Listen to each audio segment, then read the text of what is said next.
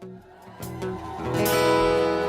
as placé les étoiles au commencement de l'univers. Alpha. Rien ne peut être créé si tu n'as pas encore parlé. Alpha. Avant qu'Abraham ne fût tué. Oh, Alpha. Mon Seigneur, tu sais comment commencer à faire naître en moi tes louanges. Alpha, Omega. Alpha, Omega. Salut et bonjour, les élus de Jésus-Christ, Shalom. Nous sommes au 2e jour de notre séminaire dans la cité de la justice, où Jésus-Christ est juste et fidèle.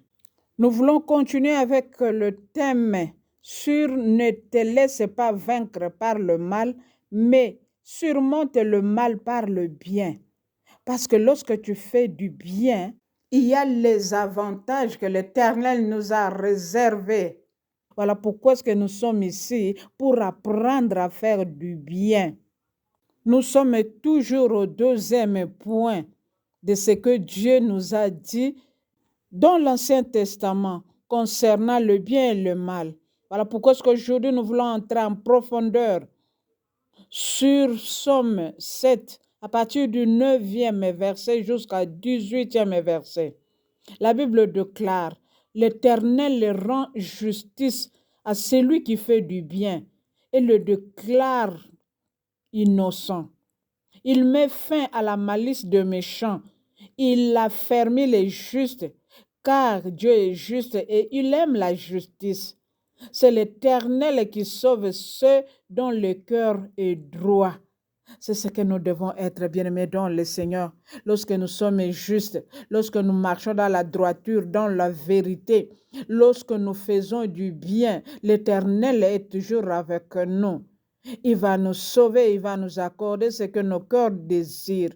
Tandis que lorsque tu fais du mal, la Bible déclare: l'Éternel s'irrite toujours contre le méchant.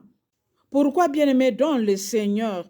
C'est parce que le méchant, même lorsqu'il écoute la parole de Dieu, il ne veut pas se convertir.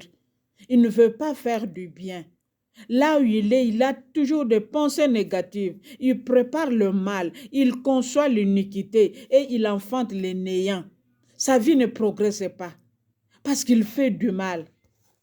Deuxièmement, le méchant est là pour ouvrir des fosses, maboulou, afin que les autres puissent entrer. Mais c'est lui-même qui tombe dans la fosse qu'il a creusée. Troisièmement, comme j'avais dit hier, son iniquité retombe sur sa tête. Sa violence redescend sur son front. C'est-à-dire, lorsque toi, tu veux toujours faire du mal, les premières conséquences, c'est toi-même qui vas vivre cela. Et nous voyons aujourd'hui, beaucoup de gens vivent dans l'Ancien Testament. Ils conçoivent de mauvaises pensées pour détruire les autres. Ils jouent le rôle de leur père qui est le diable, le malin. C'est lui qui est le producteur de malheur, de maladie, de malédiction, de malaise que nous traversons aujourd'hui. Et souvent, le méchant ne progresse pas parce que l'Éternel ne peut pas permettre à ces gens-là de régner sur les autres parce qu'ils ne font que la méchanceté et leur racine est pourriture. C'est pourquoi, sans plus tarder, nous allons passer à un cas biblique dans l'Ancien Testament sur la famille de David, où il y avait de méchanceté et les conséquences étaient retombées sur leur famille. Premièrement, nous allons parler de David, alors qu'il était devenu déjà roi. Il marchait un jour sur le toit de la maison royale. Qu'est-ce qu'il va faire? Il va concevoir de pensées négatives pour enfanter le mal Alors que Bathsheba, la femme de Uri, était en train de se laver, les pensées négatives de David l'ont poussé à faire une action, c'est de coucher avec Bathsheba. Et les deux ont commis l'adultère. Le malheur va se suivre et Bathsheba était devenue enceinte. Deuxième mauvaise action, David va tuer Uri au front, alors que Bathsheba va donner naissance à un fils. Quelles étaient les conséquences? L'Éternel va tuer l'enfant pour qu'il ne puisse pas survivre. Bien-aimés dans le Seigneur, qu'est-ce que nous avons commis comme erreur? Aujourd'hui, ça retombe sur nos propres enfants. David, un adultère qui va se marier avec Bathsheba, un autre adultère. Quelles sont les conséquences? Ils vont donner naissance à Salomon. Salomon aura 300 femmes avec 700 copines. Quelles étaient les conséquences? Le royaume était déchiré. Mon frère, ma soeur, quelles sont les mauvaises pensées qui ont détruit nos vies aujourd'hui? Nous avons préparé les mauvaises pensées, nous avons préparé le mal, nous avons conçu l'iniquité. Aujourd'hui, nous avons enfanté le néant. Il y a la destruction, il y a la pourriture. Parfois, tu te dis, c'est mon oncle, ce sont mes parents qui m'ont maudit. Non, il y a le mal à la base. Nous devons renoncer à cela. Nous devons refuser le péché, car ce sont ces crimes-là qui nous séparent avec Dieu. Si aujourd'hui nos prières ne sont pas exaucées, c'est à cause des iniquités, à cause de péchés que nous avons conçus et qui ont donné naissance à des vipères, aux serpents, qui ne viennent que pour égorger, dérober et détruire. Voilà pourquoi est-ce que nous devons changer la façon de penser. Écoute mon frère, ma soeur, après Salomon, écoute ce qui va se passer dans 2 Samuel 13, à partir du 1er verset. Absalom était aussi fils de David. Il avait une sœur qui s'appelait Tamar. Elle était belle de figure. Amnon, son demi-frère, va concevoir de mauvaises pensées contre Tamar, sa sœur. Il l'aima, mais il ne savait pas comment la voir. Il va faire le faux malade. Et il a commencé à maigrir. En face de son cousin, Jonadab, toujours dans la famille de David, il va lui dire, mais pourquoi toi tu maigris comme ça? Aujourd'hui, je voudrais te donner une solution. Les deux ont commencé à élaborer des pensées négatives.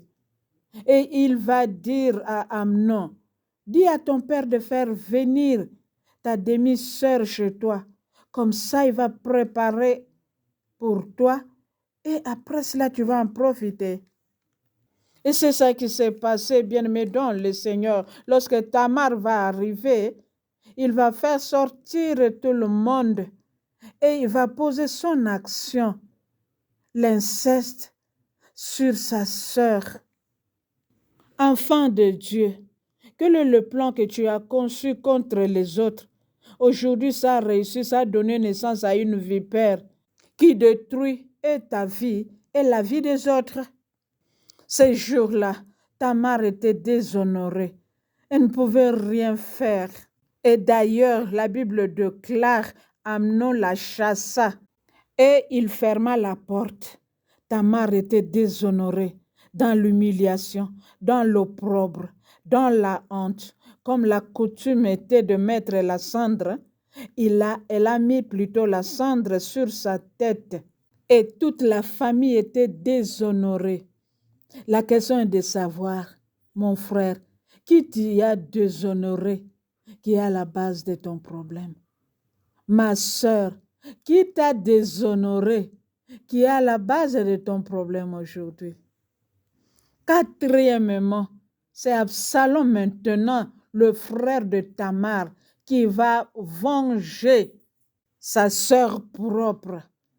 Il va lui dire, Maintenant, ma sœur, tais-toi, ne prends pas à cœur cette affaire. Tamar, désolée, demeura dans la maison d'Absalom. Mon frère, ma sœur, le cœur de l'homme est tortueux. Qui peut le connaître? Malgré qu'il avait dit de se taire, mais les pensées négatives étaient entrées ces jours-là dans la vie d'Absalom. Et la Bible déclare Absalom ne parla ni en bien ni en mal. Quelle était la quatrième conséquence dans la maison de David? 2 ans après, Absalom invita les fils du roi chez lui et son père accepta. Le mal était en train de ronger dans la maison de David. Nous allons écouter encore les conséquences. Absalom donna l'ordre à ses serviteurs. Vous devrez faire attention. Quand le cœur d'Amnon sera égayé, il sera dans la joie par le vin. Vous allez le frapper et vous allez le tuer. Il ajouta, ne craignez point, soyez fermes, montrez votre courage. Ça, c'est Absalom qui est en train de concevoir le mal contre son frère Amnon. Bien-aimé dans le Seigneur, tu auras comme ennemis les gens de ta famille. Voilà pourquoi est-ce que nous devons inviter nos frères et sœurs à prier pour que ce genre de cœur ne puisse pas exister parmi nous. Même en dehors de nos familles, il y a ces choses. Les gens sont en train de concevoir le mal contre les autres pour les tuer, pour les égorger, pour les dérober. Et ces jours-là, les serviteurs d'Absalom frappèrent Amnon. Il va mourir sur place.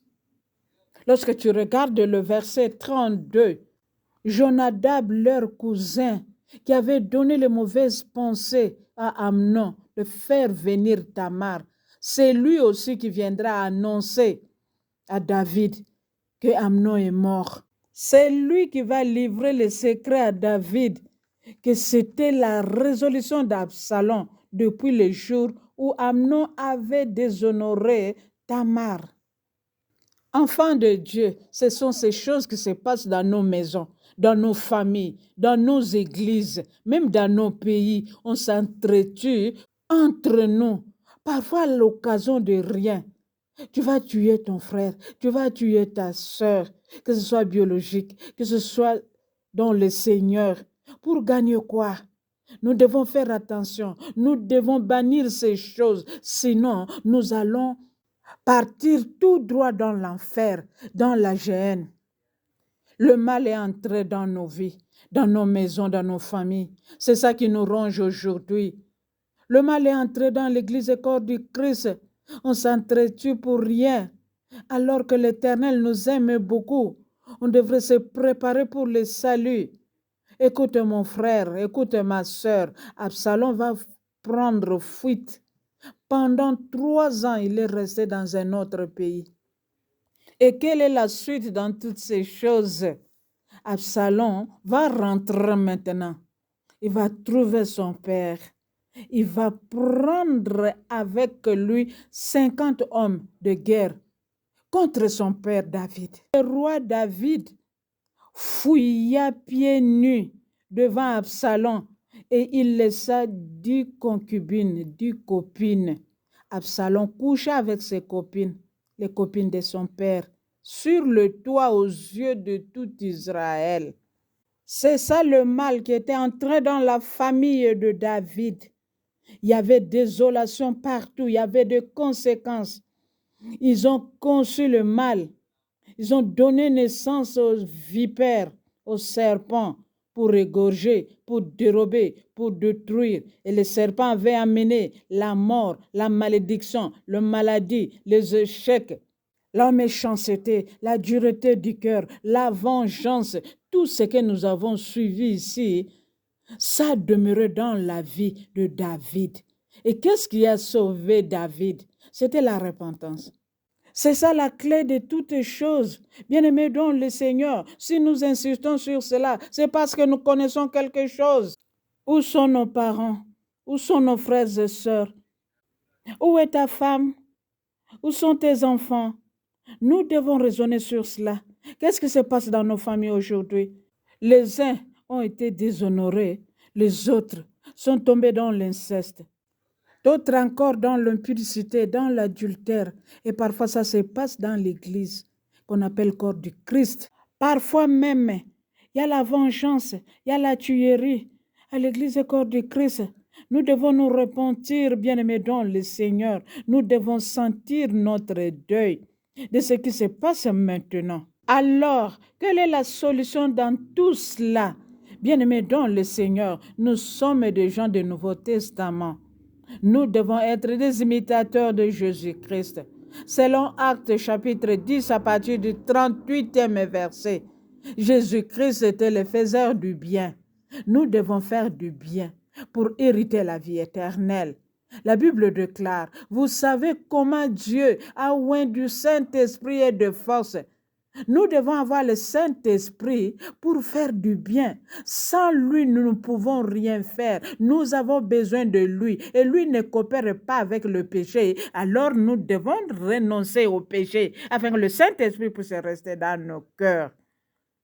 Jésus-Christ parcourait de lieu en lieu, faisant du bien, guérissant tout ce qui était sous l'empire du diable, car Dieu était avec lui. Partout où nous sommes, nous devons avoir le Saint-Esprit. C'est lui que Jésus-Christ nous a laissé afin de nous convaincre du péché, de la justice et du jugement, afin que nous puissions aboutir au salut. Sinon, nous allons perdre après avoir prêché même les autres. Fidèle de Jésus-Christ, élève ta voix. Je sais que tu t'es retrouvé. Nous nous sommes retrouvés dans tout ce qu'on venait de dire. Je voudrais que par la puissance du Saint-Esprit, par l'autorité du nom de Jésus, de renoncer à toutes les mauvaises œuvres dans nos cœurs. C'est ça qui nous suit. Car la Bible déclare dans Marc 7, ce qui entre ne nous suit pas, mais ce qui sortent de nous, c'est ça qui nous suit, les mauvaises pensées, les mauvaises œuvres. Renonce à la vengeance, à la calomnie, à la jalousie. Renonce aux mauvaises pensées, à la dureté du cœur, à l'impudicité, à l'adultère, à l'inceste. Nous allons renoncer. Nous allons continuer nos prières chez nous afin que l'Éternel puisse nous amener à la sanctification sans laquelle personne ne verra Dieu. Au nom puissant merveilleux de Jésus-Christ, Shalom.